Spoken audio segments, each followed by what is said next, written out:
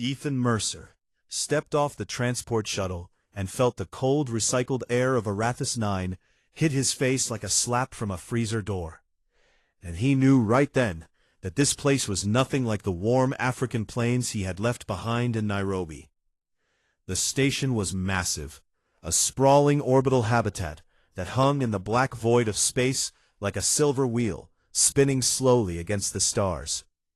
And inside it lived hundreds of alien creatures from dozens of worlds, each one housed in enclosures designed to mimic their home environments, and each one cared for by a crew of alien caretakers who considered themselves the finest xenobiologists in the known galaxy.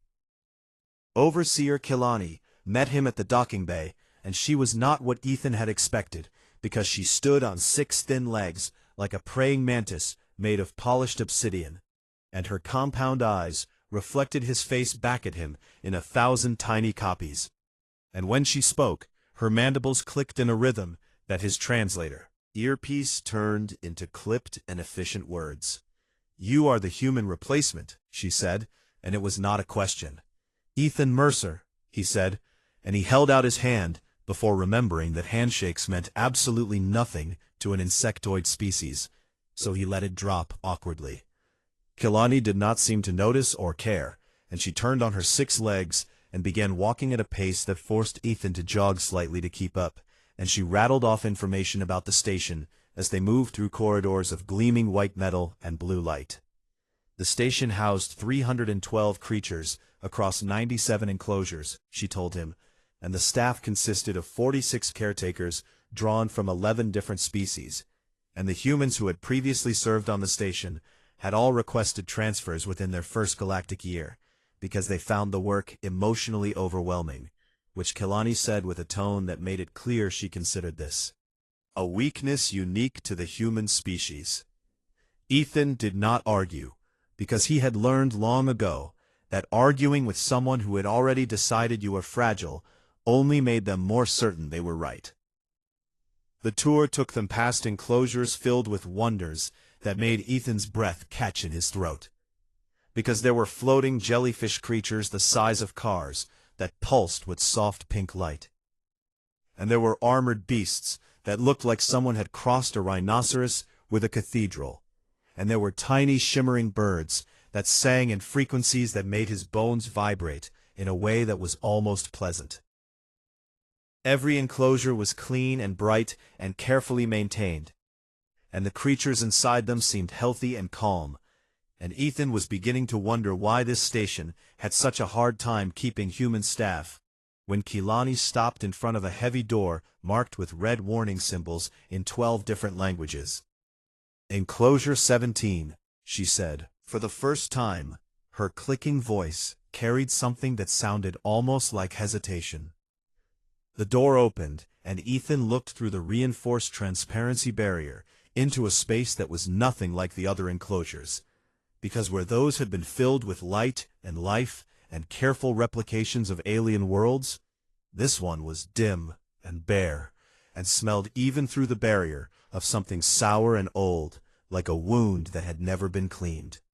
And in the middle of that dim space, pacing back and forth with a restless energy that made the floor vibrate under Ethan's boots, was the most terrifying and the most beautiful creature he had ever seen in his life. Varric Thon stood 3 meters tall when he reared up on his hind legs, and his body was built like a nightmare had tried to design a lion, and then decided it was not scary enough, so it had added 6 eyes that burned like molten copper, and a mane of golden black quills that could slice through steel, and claws on each of his 4 massive hands that looked like they belonged on industrial cutting machines. He was a Leotharan, and according to the file Kilani handed to Ethan on a data tablet, he was one of fewer than 200 of his kind still alive in the entire galaxy, because the Leotharan Empire had fallen in a war 15 years ago, and most of his species had been wiped out in the fighting and the chaos that followed. Varric had been captured and brought to Arathis 9 6 years ago, and in that time he had injured 14 caretakers, destroyed 9 service drones, and refused every single attempt at communication medical treatment, or social interaction, and he had been reclassified from sapient resident to non-cooperative fauna, which Ethan understood was a polite bureaucratic way of saying they had given up on him as a person. Ethan looked at the creature pacing in his dim enclosure, and he saw the matted tangles in that once magnificent mane, the quills broken and bent at wrong angles, some of them clearly infected at the base with dark crusted fluid. And he saw the patches in the golden coat where fur had fallen out and never grown back. And he saw the scars layered over scars on the massive shoulders and flanks. And he saw the way those 6 burning eyes moved constantly, watching everything, trusting nothing. His feeding is fully automated, Keelani said, and she gestured to a series of drone ports in the ceiling of the enclosure. No staff enter enclosure 17. That is a standing order. The last caretaker who tried lost an arm at the elbow. Ethan read through the file slowly, while Varric paced and growled in his cage. And he noticed something that bothered him, something that sat in his gut like a stone. Because the file was hundreds of pages long, and it detailed every injury Varric had caused, and every failed sedation attempt, and every broken drone. But nowhere in those hundreds of pages did anyone mention what Varric might actually need. Has anyone tried grooming him? Ethan asked quietly. Keelani's compound eyes all focused on him at once, and her mandibles stopped clicking for a full 3 seconds, which Ethan would later learn was the Veth equivalent of being completely speechless. Grooming, she repeated. His mane, Ethan said, and he pointed through the barrier at the tangled mass of broken quills. It is in terrible shape. Those broken quills look infected, and the matting has to be painful. Has anyone gone in there and just tried to take care of it? He is a Class 9 hazardous sapient, Keelani said slowly, as if she were explaining gravity to someone who had just asked why things fall down. He has maimed 14 trained professionals. He has 3 meters of muscle and blade and fury, and you want to walk in there with a comb? Yes, Ethan said. You would die, Keelani said with absolute certainty.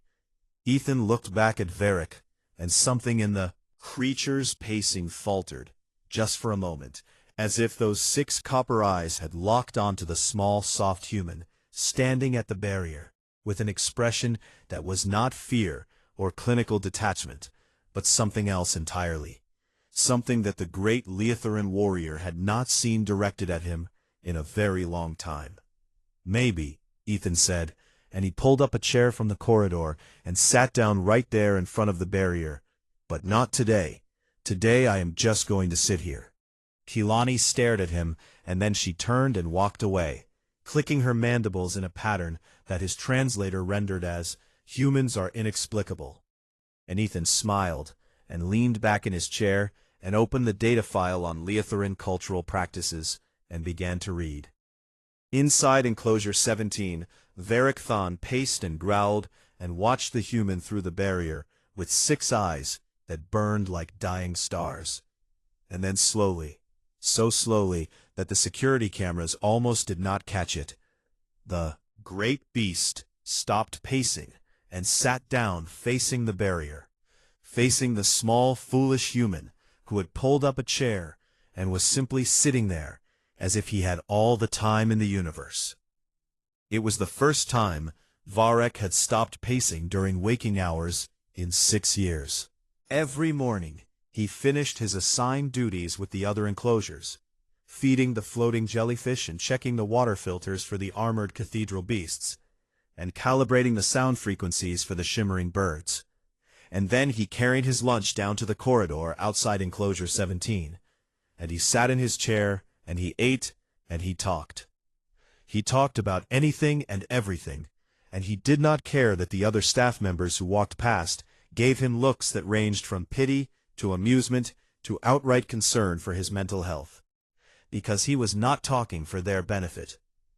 He talked about Earth, about the wide golden savannas of Kenya, where he had grown up working at the wildlife sanctuary his mother had founded.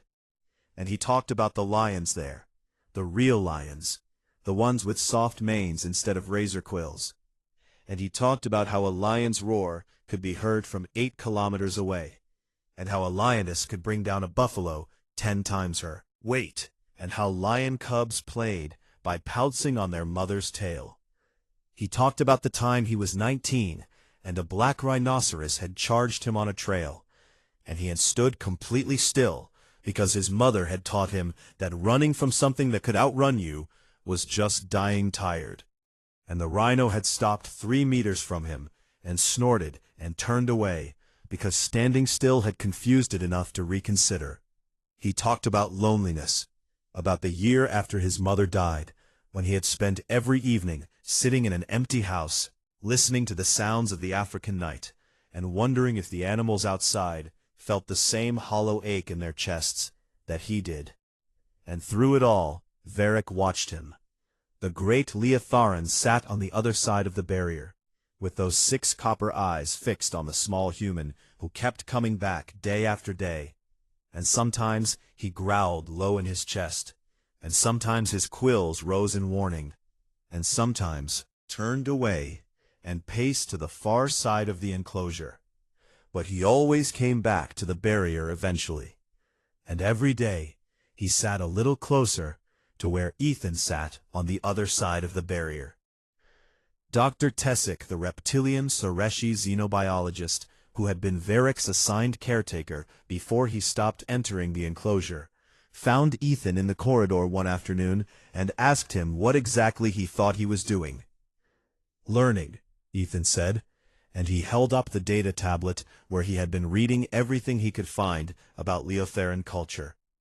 What he had found made him angry in a quiet way that burned in his stomach like a coal that would not go out. Because the Leotharans were not mindless predators, and they never had been. They had built an empire that spanned 40 star systems, and they had created art and music and architecture that other species still studied and admired. At the center of their entire social structure was something so simple and so fundamental that Ethan could not believe no one on this station had bothered to learn about it. Leotharans were communal groomers. Their manes were not just decoration or armor. They were their identity, their pride, their connection to their family and their people. And the act of grooming another Leotharan's mane was the most intimate and important social bond their species had, more important than words or gifts or any other gesture, because it meant I see you, and I care for you, and you are not alone. A Leotharan whose mane was never groomed was not just neglected. A Leotharan whose mane was never groomed was socially dead, cast out, erased, a ghost walking in a body that nobody acknowledged as worthy of touch. Ethan looked at the matted and broken mess of Varric's mane through the barrier, and he understood with a terrible clarity that every single day this creature had spent in this enclosure without being groomed was a day the galaxy had told him that he did not matter. He was not a person, and that he deserved to be forgotten. He went to Kilani, and he asked again for permission to enter Enclosure 17 with grooming tools, and Kilani refused again and told him that she would not authorize a suicide mission based on cultural trivia.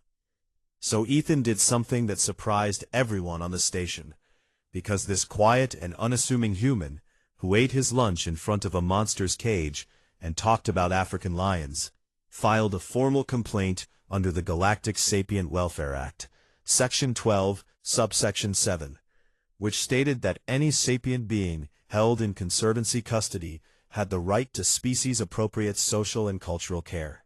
And he argued in a detailed 12-page document that Varric Thon was being subjected to psychological torture for the systematic denial of his most basic cultural need.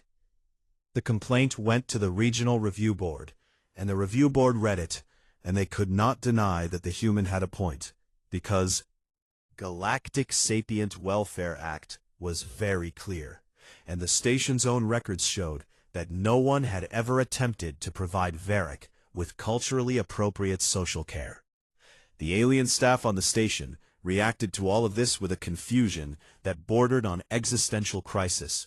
because humans were supposed to be the soft ones, the fragile ones, the species that got emotionally overwhelmed and requested transfers. And yet here was this one human who was willing to walk into a cage with a creature that had torn the arm off a trained professional, and the only weapon he wanted to bring was a comb. Tessic pulled Ethan aside the day before the review board's decision was expected, and his cold reptilian eyes studied the human with an intensity that made Ethan uncomfortable. "You understand what you are asking to do," Tessic said, and it was not a question. "Yes," Ethan said. "He will kill you," Tessic said. "He is not a lion from your homeworld. He is not an animal that can be charmed by patience and a calm voice.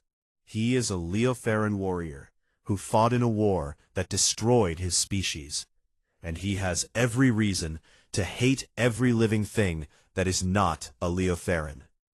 Ethan nodded, because everything Tessic said was true, and he knew it. "I watch the security feeds," Tessic continued, and his voice dropped lower. "He responds to you, I have to admit that. But responding is not the same as accepting. A cornered predator will watch the thing that interests it, right up until the moment it decides to kill it." "I know," Ethan said. "Then why?" Tessic asked, and the frustration in his voice was real and raw. "Why would you risk your life for this?" Ethan was quiet for a long moment, and then he said something that Tessic would remember for the rest of his life. "Because everyone on this station looks at him and sees a beast," Ethan said. "And I look at him, and I see someone who has not been touched with kindness in 6 years. And where I come from, that is not a dangerous animal. That is a broken heart." The review board approved his request the next morning, with a list of conditions that included full medical teams on standby, and emergency sedation drones positioned at every entrance, and a liability waiver that Ethan signed without hesitation. The night before he was scheduled to enter Enclosure 17, Ethan sat in his quarters and laid out his tools on the bed, and they were simple things. A wide-toothed comb designed for coarse alien fibers, a set of fine detangling picks, a bottle of medicinal oil that the station pharmacy had formulated based on old Leofaran medical records, and a pair of soft cloths for cleaning.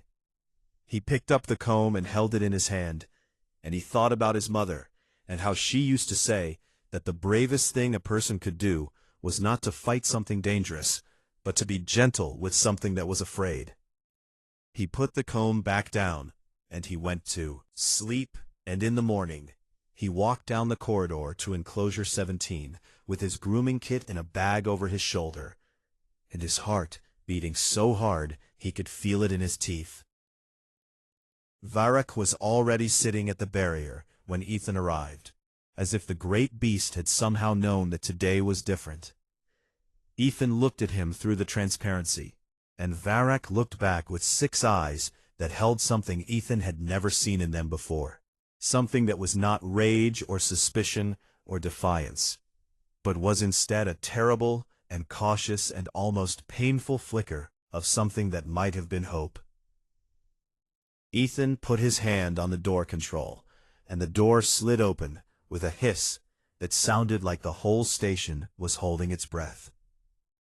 Every screen on Arathis 9 that could display a security feed was showing the same image, and that image was a small human man standing inside the door of Enclosure 17, while a 3-meter mountain of muscle and razor quills rose to its full height, and stared down at him with 6 eyes that glowed like furnace coals in the dim light.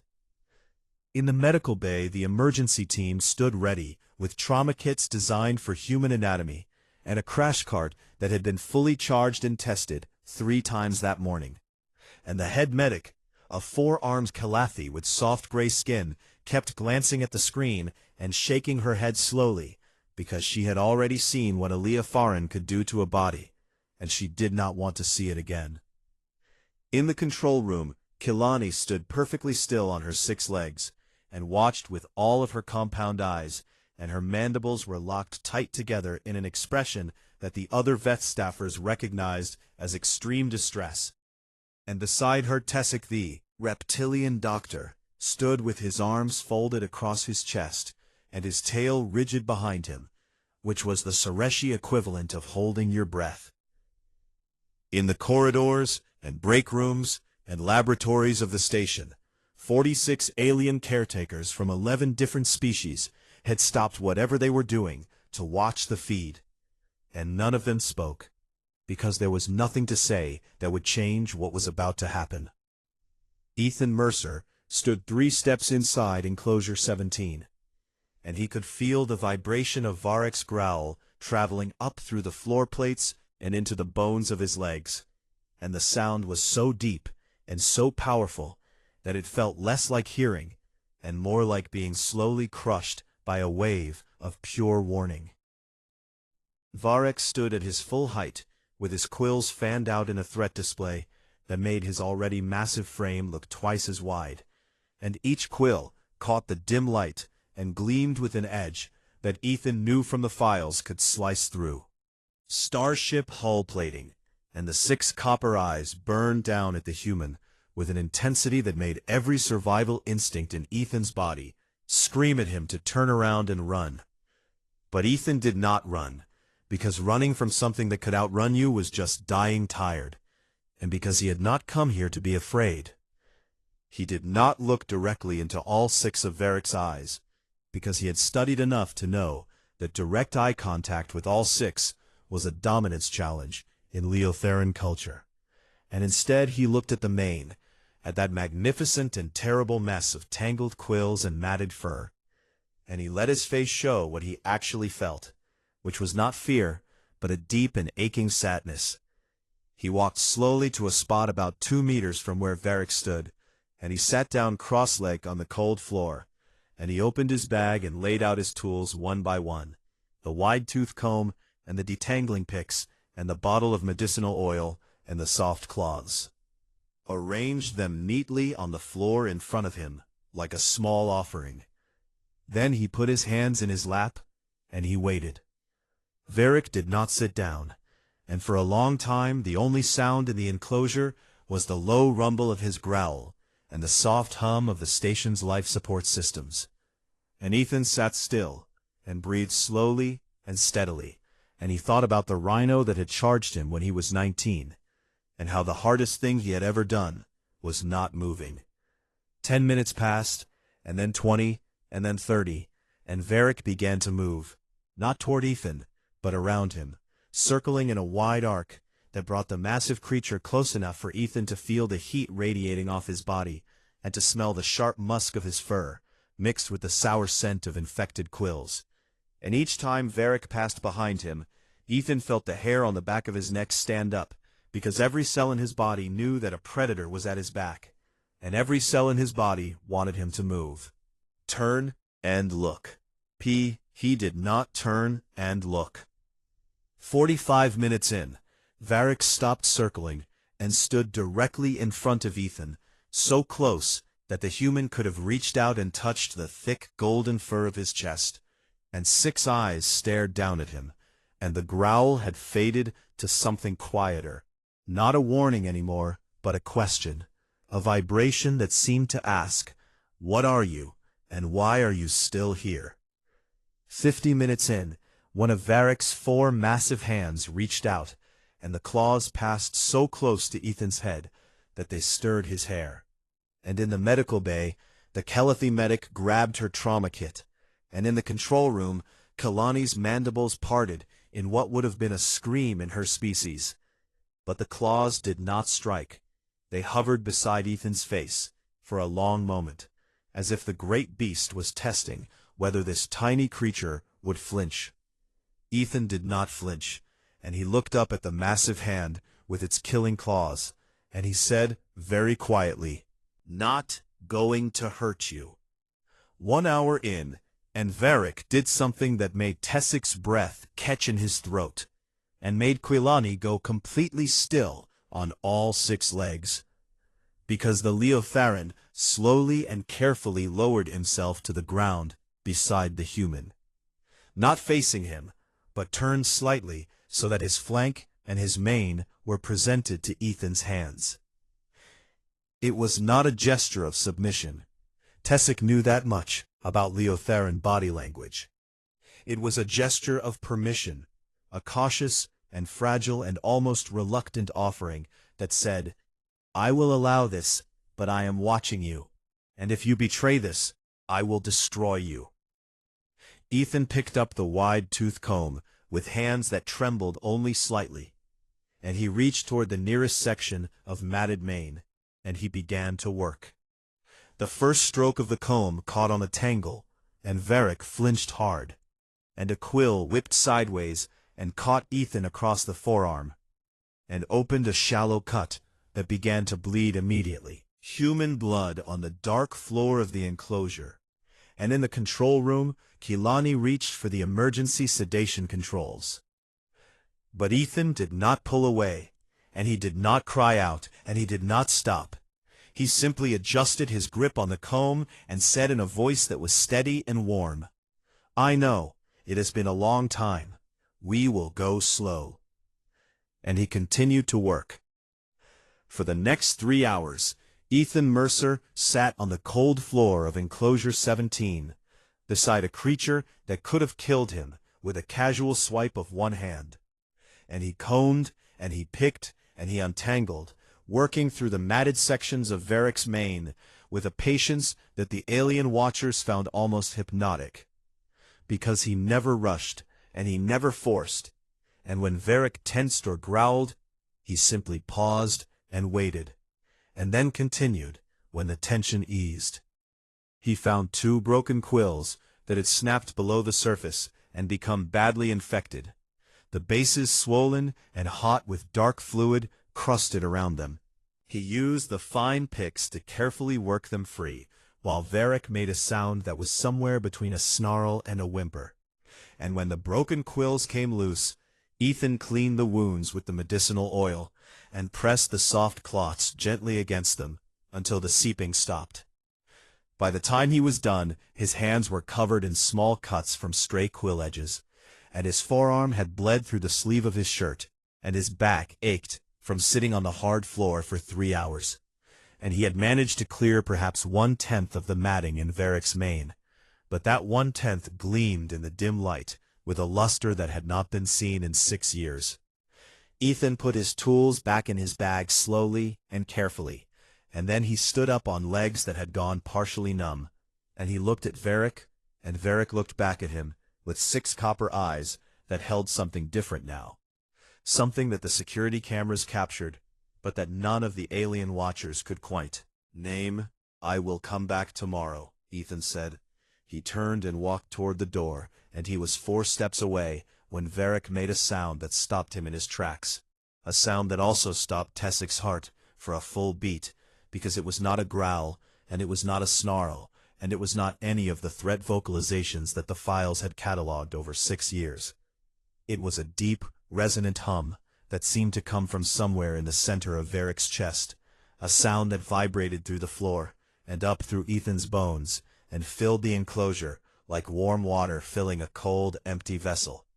Tessic's clawed hands moved frantically across his data terminal, pulling up old Leotheran cultural archives and linguistic files that no one had looked at in years. And when he found the translation, his cold reptilian blood went still in his veins. The hum meant, "Come back."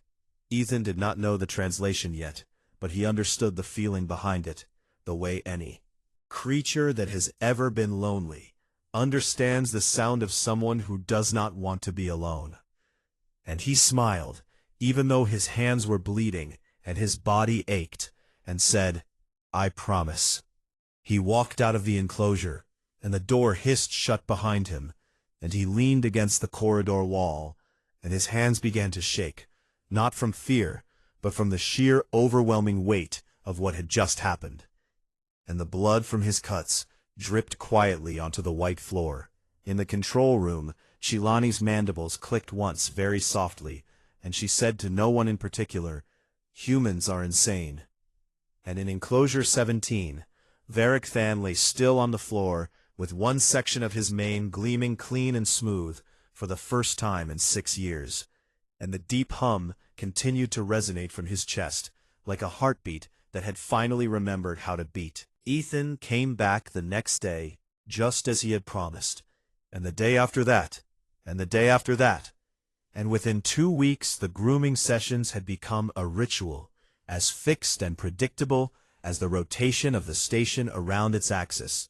Every afternoon, he entered Enclosure 17 with his bag of tools, and he sat down on the floor, and Varric lay down beside him, and Ethan worked through the main, section by section, untangling and cleaning and oiling, and each day the cuts on his hands healed a little, and each day the main gleamed a little more, and each day Varric's growls grew quieter, and the silences between them grew warmer. The station staff watched all of this through the security feeds, with an attention that bordered on obsession, because none of them had ever seen anything like it, and none of them could explain it in terms that made sense to their own species. And the question that passed between them in break rooms and corridors was always the same. How could the softest and most fragile species on the station be the one to do what none of them had dared to attempt? How could a creature with no claws and no armor and no venom and no telepathy walk into a cage with a Class 9 predator and sit down and pick up a comb as if it were the most natural thing in the universe? Tessic spent long hours reviewing the security footage and making notes and trying to find a scientific framework that would explain what he was observing. But the more he watched, the more he realized that there was no framework, because this was not science. This was something else. Something that humans seem to carry in their bones, like a second skeleton, made not of calcium, but of stubborn, irrational refusal to abandon a living thing in pain. On the 17th day, something happened that changed everything. Ethan was working on a particularly stubborn knot near the base of Varric's skull, a section where several quills had grown together and fused into a painful mass. And he was talking, as he always did, telling Varric about the time a baby elephant at the Nairobi sanctuary had followed him around for an entire day because it had imprinted on his boots, and he was so focused on his work and his story that he almost missed it when Varric moved. But Varric did not swipe at him or flinch away. Instead, one of those 4 massive hands came up and very carefully, with claws retracted so that only the warm, leathery pads of his fingers made contact, touched Ethan's shoulder. Ethan went still, and Varric's hand rested on his shoulder for 3 seconds, and then withdrew. And it was such a small gesture, just a touch, just a moment of contact, initiated not by the human, but by the Leotheran. But Ethan had to close his eyes and breathe very carefully, because he understood what it meant, and the weight of it nearly broke him. After that, the touches came more often, a nudge of a massive head against Ethan's arm, press of a paw against his back when he leaned too far to reach a difficult section, and Ethan responded in kind, resting his hand flat against Varric's flank when he paused between sections, scratching gently behind the base of a quill, the way he had learned that Leotherans did for each other in their grooming rituals. And then on the 23rd day, Varric spoke. His voice was a deep, ruined rumble, like stones grinding together at the bottom of an ocean, rough and broken from 6 years of silence, and the words came in galactic common, halting and slow, as if each one had to be dragged up from a place that had been sealed shut for a very long time. "You are very small," Varric said, "to be so stubborn." Ethan's hands stopped moving on the comb, and he looked up at 6 copper eyes that were focused on him with an expression he had never seen in them before.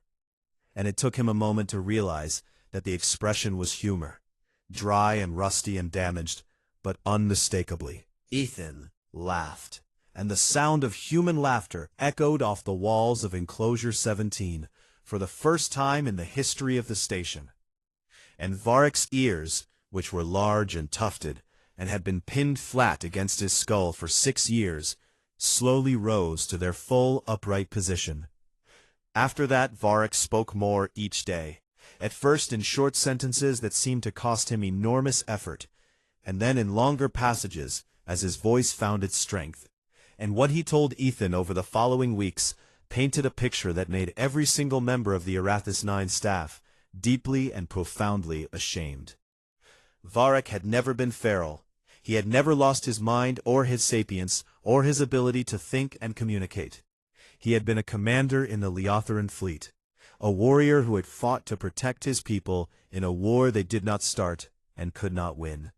And when his world fell, and his mate and his cubs and his entire pride were killed in the orbital bombardment of his homeworld, he had been captured by the forces that destroyed everything he loved and placed in a cage on a station run by species who looked at him and saw only a dangerous animal.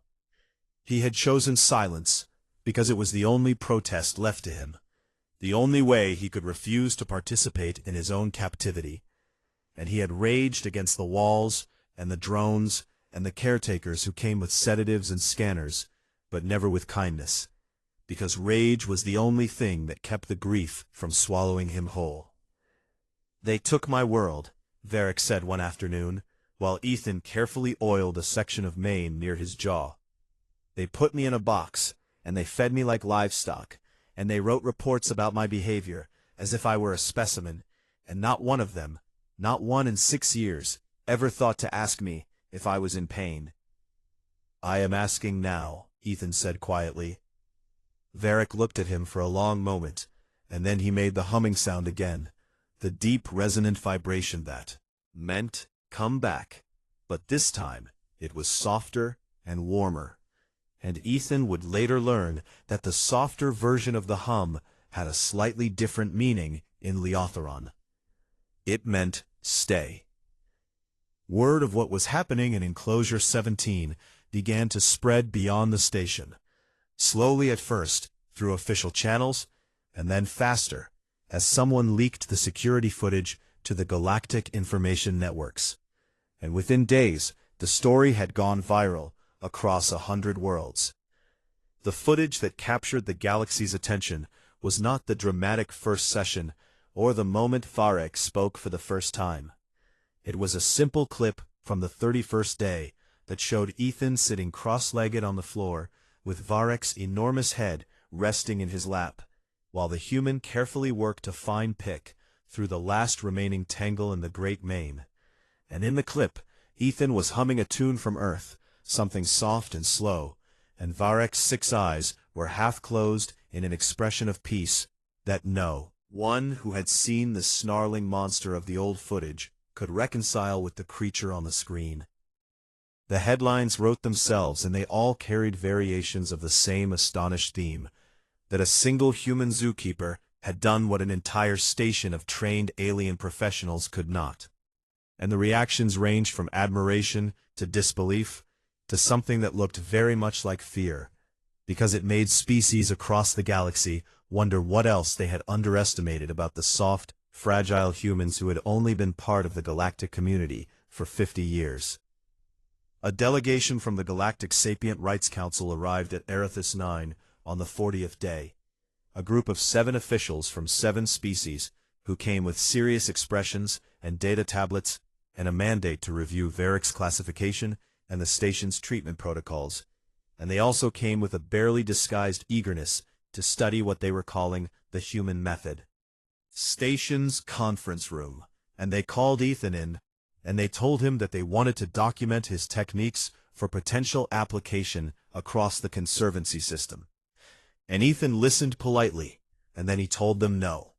"He is not a case study," Ethan said, and his voice was calm, but there was something in it that made the 7 officials glance at each other uneasily. "He is a person who was locked in a cage and forgotten, and the answer to how I reached him is not a technique, it is not a method.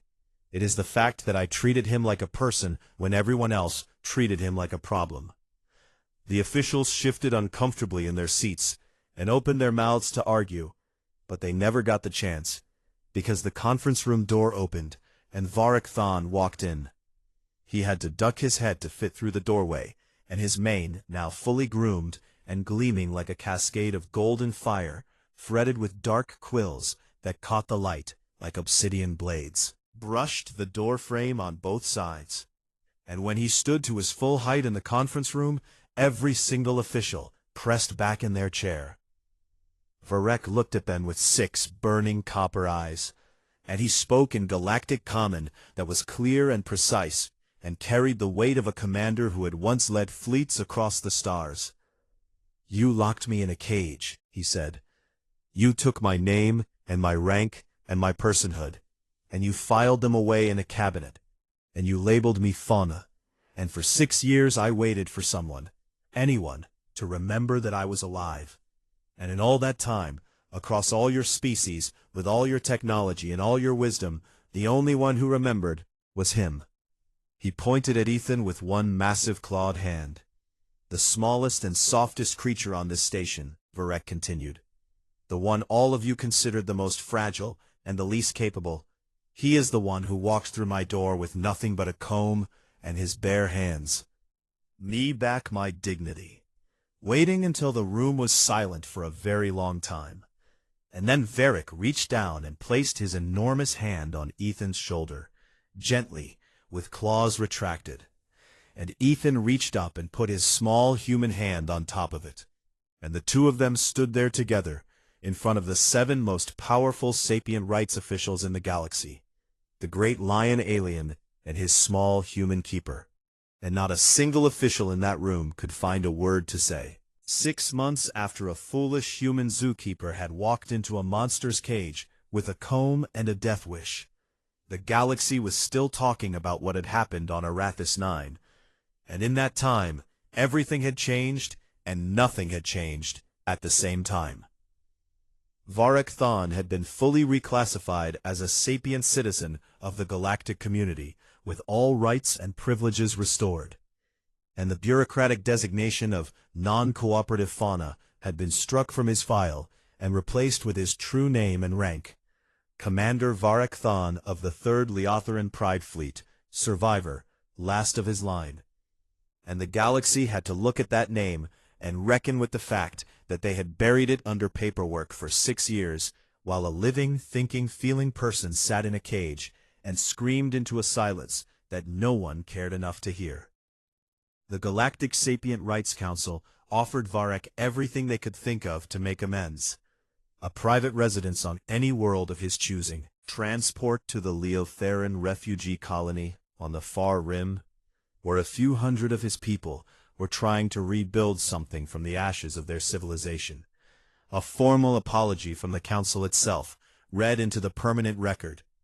Varek considered all of it, and he said no to all of it, and when the council asked him what he wanted instead, he said one word: stay. They did not understand at first, because why would a creature who had been caged want to remain in the place of his caging? And it was Tessic who explained it to them quietly. Because the old reptilian doctor had been watching and learning, and his cold blood had been warmed by something he did not fully understand, but could no longer deny. "His keeper is here," Tessic said. And the way he said the word keeper was different from the way it had been used before. Because before it had meant the person who locks the cage, and now it meant the person who holds the heart. Ethan Mercer was promoted, not just within Arathis 9, but across the entire Galactic Conservancy system. And his new title was Director of Sapient Welfare, which was a title that had not existed before because no one had thought it needed to exist before. And his first act in that role was to establish what the Galactic Press immediately began calling the Mercer Protocol. The Mercer Protocol was a new set of guidelines for the care of sapient beings in Conservancy custody, and it was built on principles that seemed so obvious once they were written down that it was almost painful to realize no one had written them down before, because the protocol required that every sapient being in custody be assessed not just for physical health, but for cultural and social needs, and that every care plan include species-appropriate social bonding, and that no sapient being be reclassified as non-cooperative without first exhausting every possible avenue of culturally informed engagement. At the center of the protocol was a single sentence that Ethan had written himself, and that would eventually be carved into the wall of every Conservancy station in the galaxy. Before you treat the body, reach the soul. Varek threw himself into his new freedom with a ferocity that surprised everyone who had only ever seen him as a caged beast. Because he was not just a warrior, he was a leader. And the same fire that had once driven him to command fleets now drove him to fight for the remnants of his people with every tool available to him. He appeared before the Galactic Council chambers 3 times in the first month alone, arguing for increased resources and protection for the Leotharan refugees. And the sight of him in those chambers was something that the delegates would never forget, because he stood 3 meters tall, with his mane flowing like a river of gold and shadow, and his 6 eyes burning with an intelligence and a fury that made it absolutely clear that this was not an animal that had been tamed, but a person who had been awakened.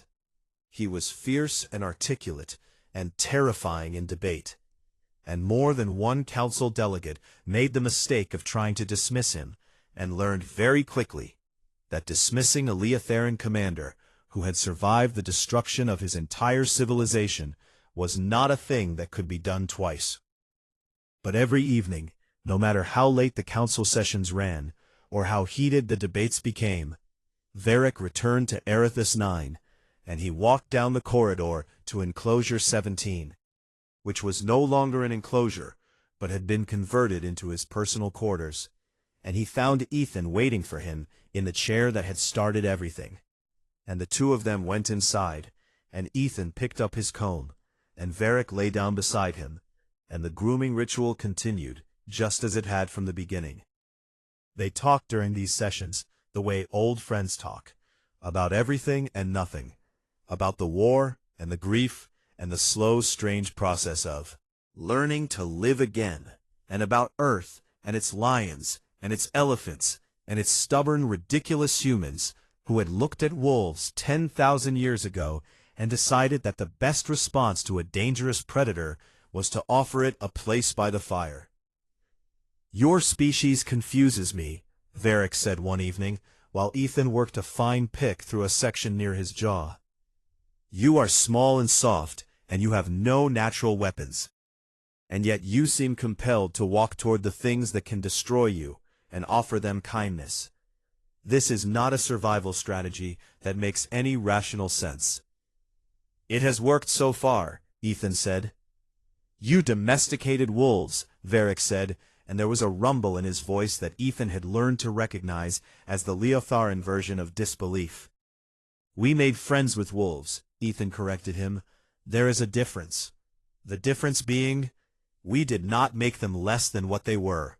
We just showed them that what they were could." Varek was quiet for a long time after that, and then he hummed, the deep, soft version that meant stay, and Ethan hummed back in the way he had taught himself, a pale human imitation of the sound that lacked the resonance and the depth, but carried the same meaning.